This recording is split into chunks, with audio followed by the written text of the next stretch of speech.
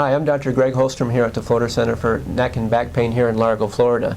Today we are testing the heart, and we're going to be listening to the heart sounds. The heart sounds actually represent valvular sounds in the heart. It can also represent the heart sliding against the fibrous bag that surrounds the heart.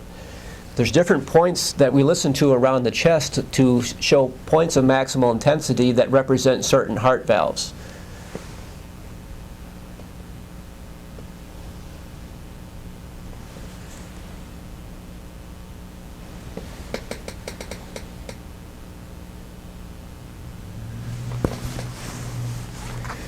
It's important to determine whether the person has bad heart valves, as that can lead to problems with the patient's ability to be able to oxygenate their blood properly, and also can lead to situations that may lead to stroke.